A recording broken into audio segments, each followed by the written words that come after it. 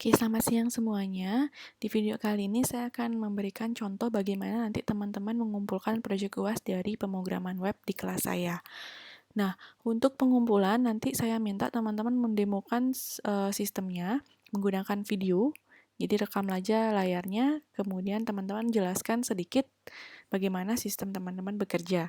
Nanti video yang teman-teman buat silahkan diupload di YouTube. Untuk linknya teman-teman bisa kirim ke Classroom dan beserta source code-nya.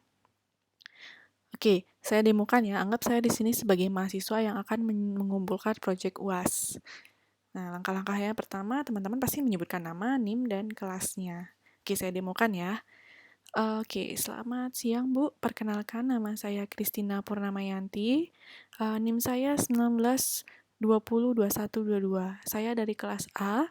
Di sini saya akan mendemokan hasil dari proyek pemrograman web 1 saya, yang dimana nanti merupakan hasil dari untuk penilaian UAS saya. Oke, di sini saya akan membuat sebuah sistem. Di sini saya membuat sebuah sistem, yaitu sistem informasi manajemen audit mutu internal, di mana saya ambil studi kasus di STIMIX Stikom Indonesia. Nah, di sini adalah tampilan dari halaman untuk login, Bu. Di mana sistem saya di sini memiliki dua dashboard, yaitu sebagai admin dan sebagai user. Di sini saya akan coba untuk login sebagai admin ya, Bu ya.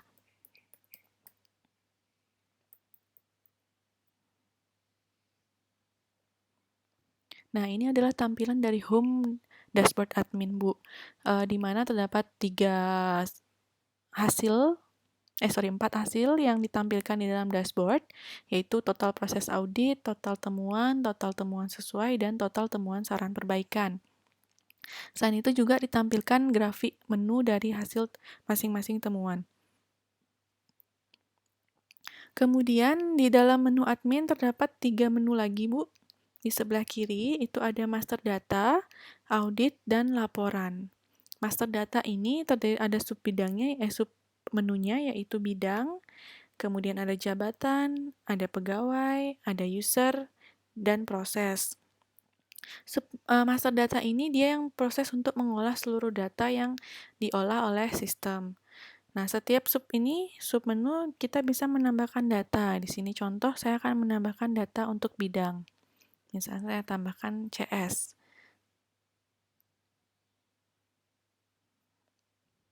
Nah, dia akan otomatis bertambah di sini bidangnya, Bu. Kemudian di jabatan, misalnya saya juga di sini saya sudah menambahkan beberapa. Misalnya saya menambahkan di sini akunting, misalnya.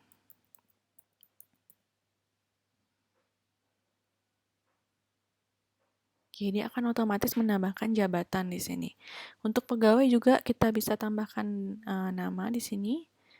Misalnya nama pegawai Agus. Bidangnya, kita sudah membuat bidang tadi beberapa, kita tinggal pilih. Misalnya dia sebagai CS. Jabatannya misalnya di sini staff.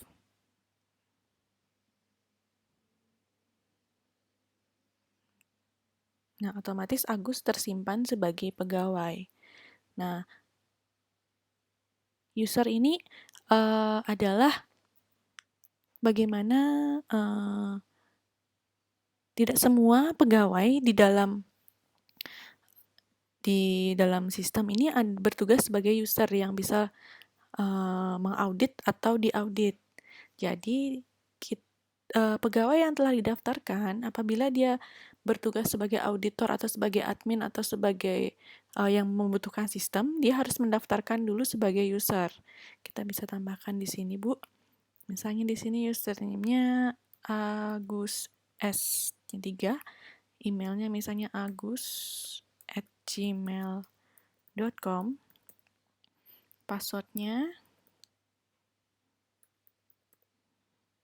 Nah, dia pegawainya kita cari tadi yang namanya Agus. Nah, dia sebagai apa? Admin atau pegawai? Sebagai pegawai. Berarti dia tidak bisa login sebagai admin, nanti sebagai user pegawainya.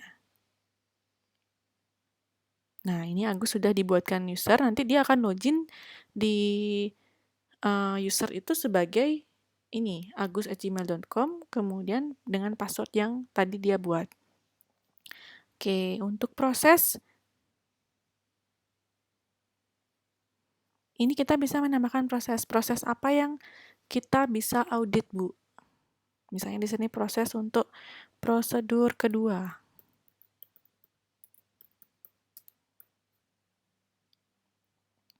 Nah, ini prosedur 2. Itu untuk menambahkan atau mengolah data.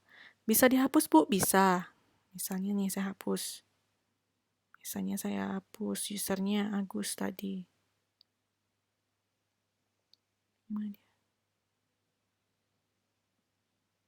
Oh, ini user tidak bisa dihapus. Nah, ini misalnya saya hapus siapa ya? Misalnya ini saya hapus. Nah, bisa terhapus, Bu. Kemudian di sini ada proses audit, ada jalankan jadwal audit.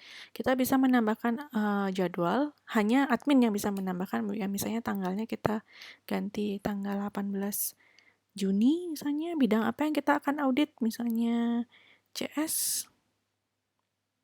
Kemudian prosesnya misalnya prosedur 2, siapa yang akan mengaudit? Kita tinggal pilih, Bu. Kemudian yang diaudit siapa? Kita bisa simpan. Nah, berarti di sini adalah jadwal untuk auditnya tanggal 18. Untuk laporan nanti ini sebenarnya untuk merekap hasil dari yang telah diaudit oleh user, Bu. Jadi sekarang belum bisa. Gitu. Nanti juga ada proses untuk mencetak dari temuan.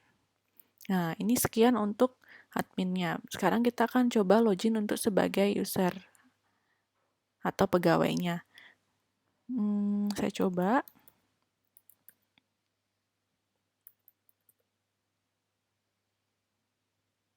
Nah, untuk dashboardnya hampir sama, Bu.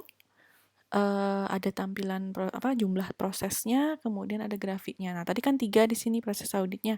Karena kita telah menambahkan 1, jadi di sini ada 4.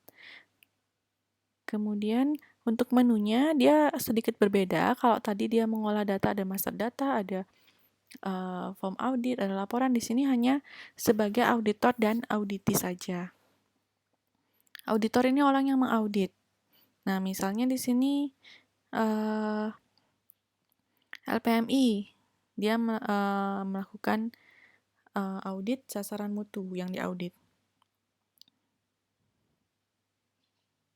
Nah, di sini ada temuannya. Kemudian auditi juga. Nah, ini misalnya WK1. Karena staffnya, kenapa tidak bisa tampil semua, CS-nya tidak ada, karena Novi ini bukan termasuk staff dari dari CS, karena dia termasuk staff dari LPMI dan bertugas mengaudit WK3, makanya di tampilannya dia hanya ada tampilan dari LPMI dan WK3, karena CS tadi tidak ada namanya dia, kecuali staff yang tadi kita tunjuk, baru di dashboardnya dia yang akan tampil. Nah, itu Bu, sekian untuk sistem saya.